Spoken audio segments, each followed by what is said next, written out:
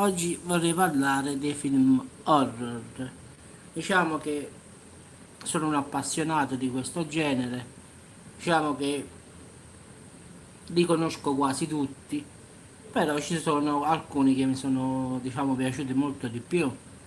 In effetti, diciamo, come in genere ti potrei dire L'Esorcista perché è il classico, diciamo.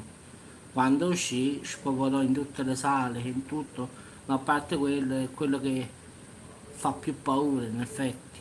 Poi per l'epoca che era fu proprio un boom totale in effetti. Poi un altro film che mi è molto piaciuto è stata la saga di Poltergeist, la famosa bambina. Che questa saga diciamo è anche un po' maledetta, diciamo se vogliamo dire così, perché manca a farlo apposta, sono morti tutti quanti, quindi guarda caso c'è stato quasi un macello lì.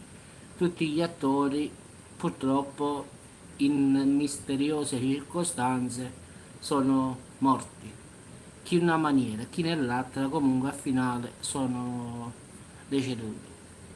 Poi un altro film che mi è piaciuto molto, diciamo, è Omen, il presagio, il famoso bambino che uno sciacallo l'ha partorito, ma penso che l'avete visto anche voi questo qui, quindi credo la saga anche voi di Omen l'avete visto, che poi ci sta il conflitto finale come film, e anche questo qui io sono un appassionato di questi film qua.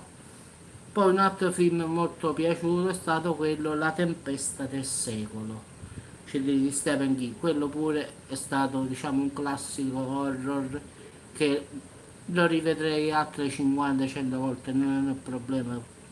Mi piace e basta, perché la trama dell'isola è diciamo che tutti quanti... Ciao Filippo, ciao. Diciamo che l'isola, gli isolani tendono a mantenere il segreto. Ciao Adriana. Quindi pure questa trama è stata molto bella in effetti, perché il diavolo andò su quest'isola sapendo che gli isolani avrebbero mantenuto il segreto e non ne avrebbero parlato. Quindi anche un bel film, diciamo, La tempesta del secolo. A me è piaciuto un sacco, lo ripeto, lo rivedrei altre 100 volte, quindi quando lo incontro su YouTube, su qualsiasi, lo vedo. Poi un altro film che mi è piaciuto molto ultimamente, che l'ho visto così, ma per puro caso, su Netflix, Il fabbro e il diavolo. Cioè una bella storia che un fabbro riesce ad ingannare il diavolo. Diciamo che la trama più o meno è che si svolge che sta in guerra e vuole ritornare dalla moglie, diciamo. Però purtroppo sta per essere fucilato e quindi fa un patto per il diavolo. Se arriva a casa, lui vende la sua anima. E così succede. Arrivato a casa trova la moglie però che aspetta, che ha, no aspetta, ha già un bambino suo, quindi che ha avuto con uno diciamo del posto, perché si pensava che il marito era morto. Quindi lascio immaginare che si vendica. Comunque è un bel film, ci sta tutta una trama sua, poi lo spiega, fa vedere l'inferno in un modo a livello dantesco, come siamo abituati a vederlo, con i gironi, ma è una bella storia al finale, è da vedere comunque, è fabbro e diavolo, ma è bellissimo comunque. Diciamo che questi 5 film qua mi sono molto molto piaciuti. Quindi ripeto, il fabbro e il diavolo, l'esorcista che è il classico, perché ragazzi, quello non può mancare mai. Quello da solo mi fa paura guardarlo di notte. La saga di Poltergeist pure bellissima, la bambina, non posso dimenticare la scena del televisore e tutto. Omen il presagio, bellissimo. E la tempesta del secolo, il fatto del diavolo che arriva sull'isola e chiede un bambino. Tutti e 5 film, questi qua sono quelli che per la maggior parte ma li guarderei 50 volte, 100 volte senza problemi. Sono un amante di questo genere, quindi li vedo.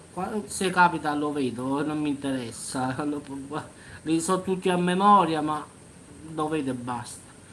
Lasciami un tuo commento del film che più dei 3-4 film, 5, poi dipende da quanti, ti sono diciamo rimasti impressi di più, lo rivedresti altre 100 volte.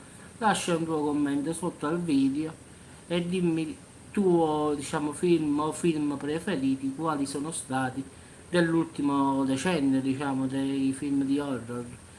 Dall'Esorcista, da Omen, ma ce ne sono un sacco, The Conjuring ce ne sono stati, ma ce ne stanno a milioni di questi film qua di horror. Quindi ragazzi vi auguro una buona giornata e scrivete sotto diciamo, al video il vostro film preferito e perché vi piace, giustamente il motivo voglio sapere. Ragazzi vi auguro a tutti quanti una buona giornata. Il mal di moda oggi pare che mi è passato un po', quindi riesco a parlare già un po' meglio. Vi ringrazio a tutti e buona giornata a tutti ragazzi. Ciao brother!